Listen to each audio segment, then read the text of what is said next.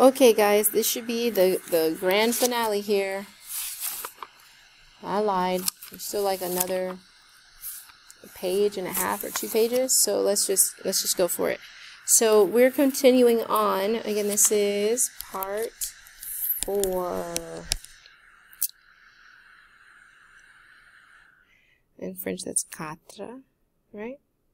So on number 18, here's what we got. We want to do whoa of x.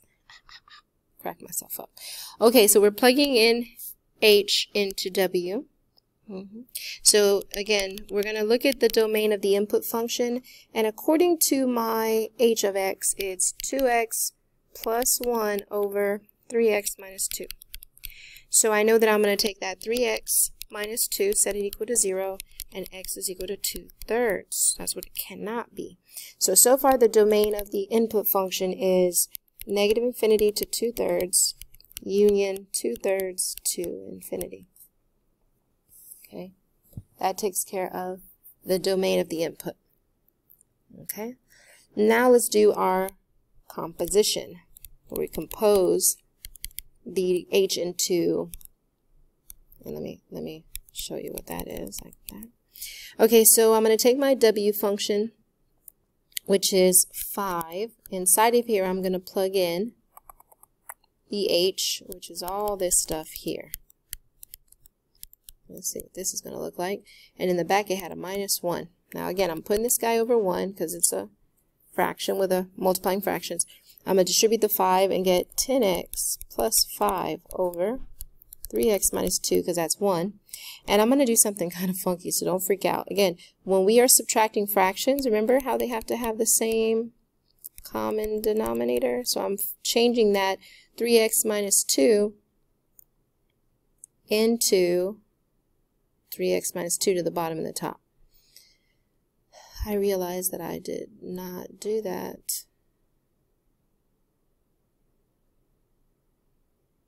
On the other one. Oh yeah, because I forgot the minus 1. Okay, so I'm doing this all good. So we're going to leave the domain. And remember, be careful with this. This is a negative 1, so these signs change for these back 2 terms. So in my mind, I'm telling myself, hey, you're a negative 3x. 10 minus 3 is 7x. 5, and there's a minus minus 2, you're a plus. So there's that. See? So this is the composition of whoa. Okay? And so now I'm going to find the domain of this guy. Because again, that's the answer for when you compose it algebraically. You should get this. Let me know if you see anything. And if you want to make it a little bit cleaner, you could factor out a 7 and just say, hey, this is x plus 1 over, and you can't do anything to the bottom. You could write it like that.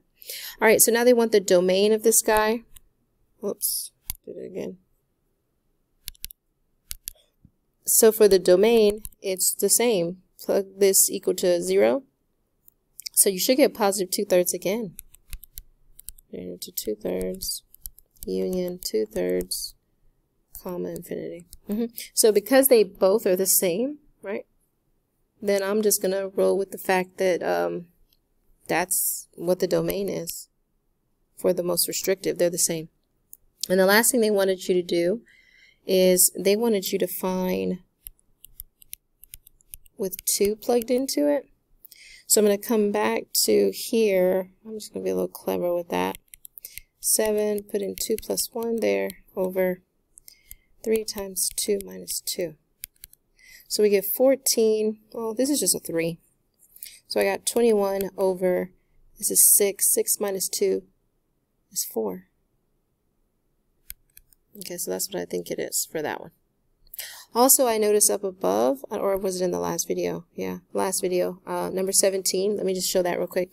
I did not evaluate the part that said how with the 2 plugged into it. Yeah, so I should have, if I got this right, target. I think we got this. If I composed everything right. So let's plug in 2 times 2 here. So our answer here is 20 minus 1, which is 19 over, there's 30 minus 5. 25? So tell me if you got those values when you evaluated those two compositions. So that takes care of 17 and 18. Let's move on. Okay. All right, so now we're on number 19. And on number 19 it says, algebraically prove that this function, f of x, and this g of x function, prove that they're inverses. So to show that they are inverses, remember, you have to plug g inside of f, get out x, then you have to also do this. Plug f inside of g and get out x. If these both verify, then they're inverses. Both conditions have to be satisfied. So very quickly, let's do it. So I'm plugging this guy into there. So I have 7 minus 2, and then I got this here for x. Okay, these 2's cancel out. Now be very careful with this. So 7, now I have a minus, and then what's left over is this, 7 minus x. So the signs are going to change, and we'll get 7 minus 7 plus x. And what do you know? See? You get out an x. So far, this one is good. Okay, so we're saying g of x plugged into f of x is x. So that's a good thing. Now I'm going to go over here and do the other way. So I'm going to do 7 minus, and for my x, let's plug in 7 minus 2x, all divided by 2. Again, this is plugging f inside of g. Distribute this negative 1 through here, and we get 7 minus 7 plus a 2x over 2. These 7's cancel out, and then what do you know? 2x over 2 is x. So we also got that f of x plugged into g is x. So we say they are inverses. You have to show that work and show that they're inverses. All right, so that takes care of number 19, and that's straightforward. All right, so now let's move on to number 20. I'm going to kind of make this a little smaller, change colors. Okay, so now we're on 20. And for number 20, it says f of x is equal to the square root x minus 5 plus 2 in the back. They want you to find the inverse of this function. Okay? So now the good thing is, like I said, we're going to replace the f of x with a y, rewrite our function, plus 2 is back here. Then we're going to switch. Okay?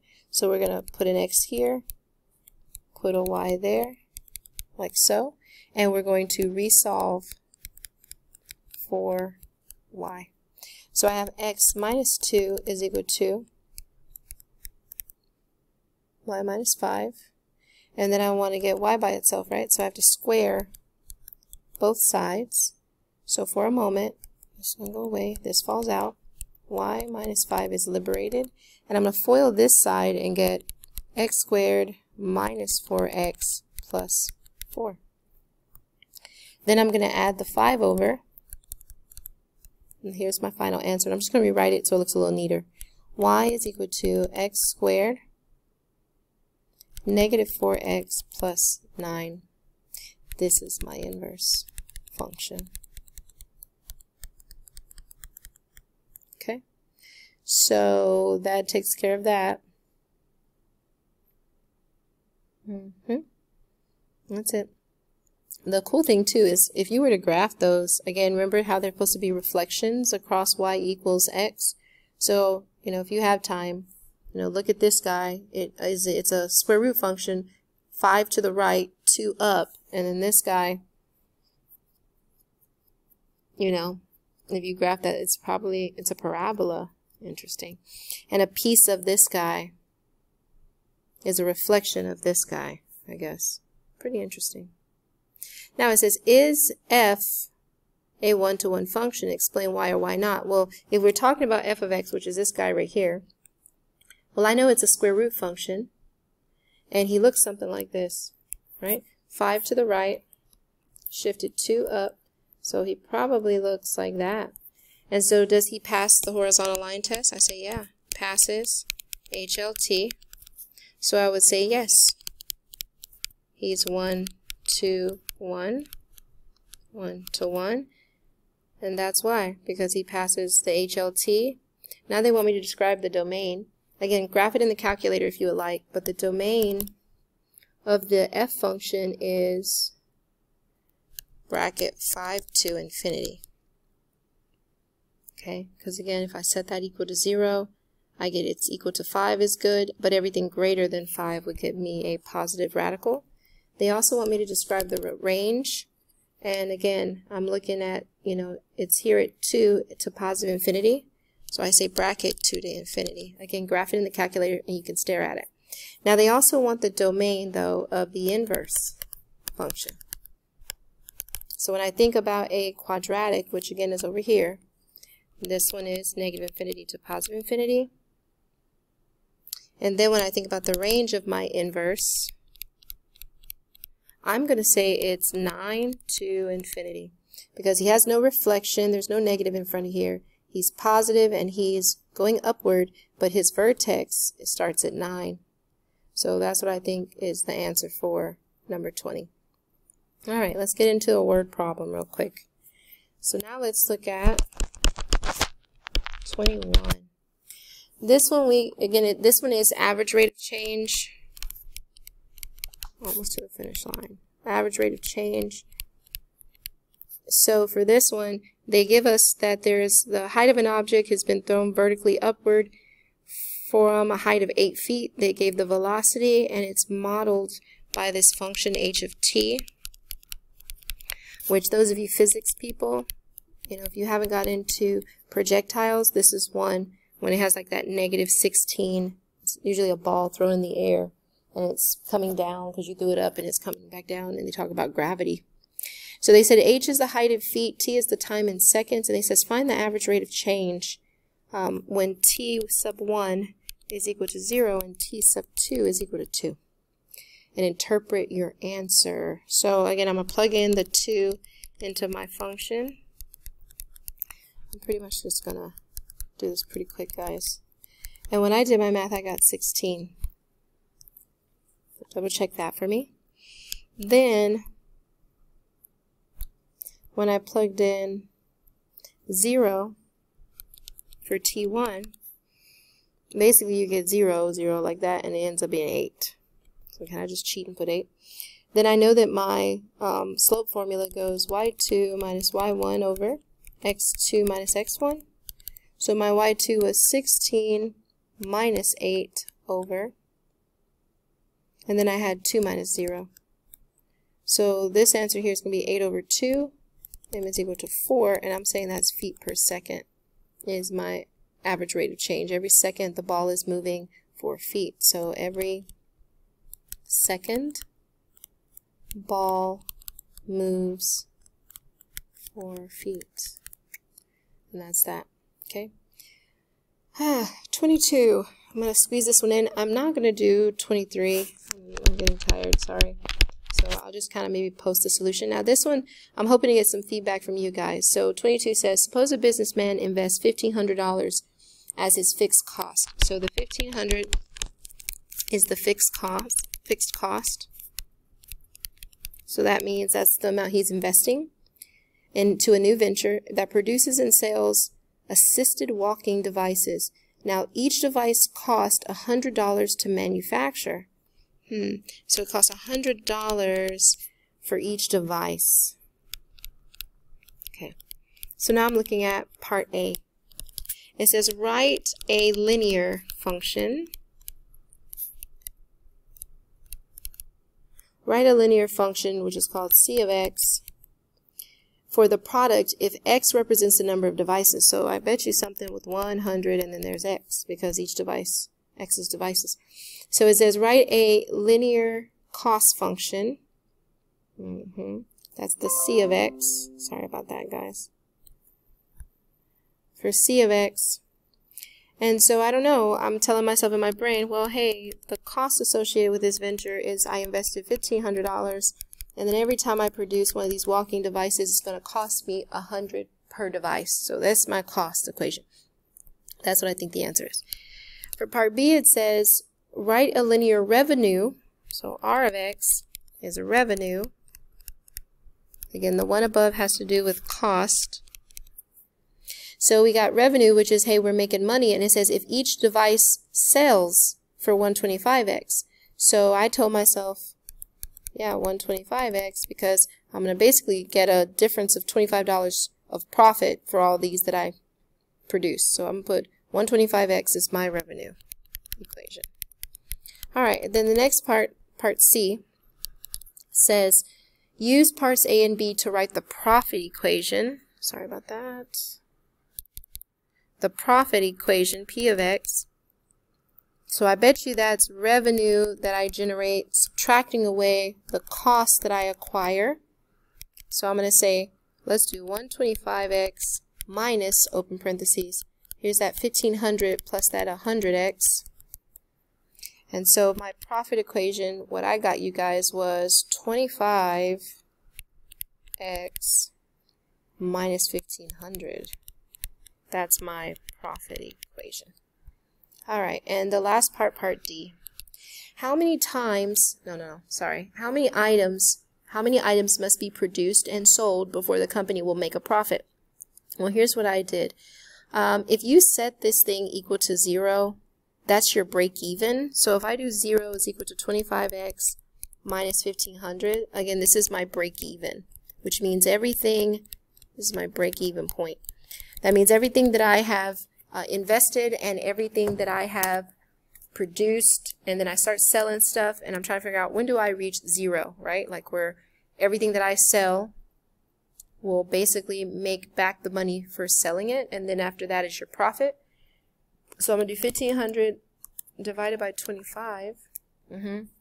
So add that 1500 over. Here's 25x, and guess what I got?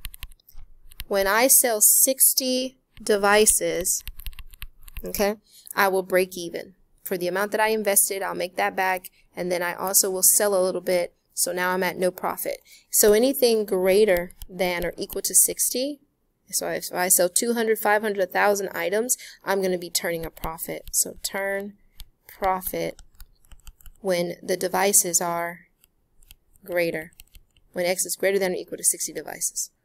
So that's what I got for 22D. Hopefully that makes sense. Just play it back. All right, again, I'm going to stop. So now I'm going to skip 23 for a moment, and I'm just trying to see what's on the last page. And I do want to talk about 24, and then, well, 24 is another find. Oh, this one is a decompose. So let me definitely do this one super quick. So this one is about decomposing functions. Number 24, again, I did skip 23.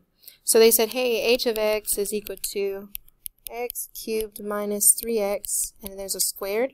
They want to know what g of x and f of x is. Well, again, my eyes go to the parentheses, so you must be g of x. So I'm going to say, hey, g of x is the input. So he's x cubed minus 3x. And then because this is in parentheses and there's a square, I'm going to say f of x is x squared. And then I'm going to verify by saying, hey, I'm taking x cubed minus 3x and squaring it. Here was g. Okay, and then this part right here was f of x. And so that's why I'm verifying that, hey, it looks just like itself. Your h of x, verify. For the other one, sorry, it's so blurry. As long as y'all can see it, I hope. Then for the last one, it says, or part B, it has h of x equals 1 over x minus 5. So again, you're at the bottom. You must have got plugged in, right? So I'm thinking g of x is x minus 5, and f of x was 1 over x. Pretty straightforward. And then you verify. All right, so the last one, number 25. Okay. This one you need a calculator. So I need you to first take your calculator, plug in this cubic function here. And once you graph it, it looks something like, excuse me, right here at 0, 3. It tends to kind of go here and then curve up. Then he kind of goes like this, and he does like something like that. And then he's kind of right over here to the left of -2. So again, please look at it. But they wanted to know, describe increasing intervals of increasing, so use the domain. So what I did, and I believe this point right here, was negative 1.33, comma 5.37. So I'm seeing that, hey, you increase here, and you increase here. So I said for increasing, it's negative infinity to negative 1.333 for my x, again, from my x values being from negative infinity all the way to here. He's increasing. And then union from 0 to infinity for x. So from 0 right here all the way to infinity, this guy is increasing. So that's increasing. Then they wanted to know, what is your relative max? So that is a point, negative 1.33, comma 5.37. This is the relative max. Then they want intervals of decreasing.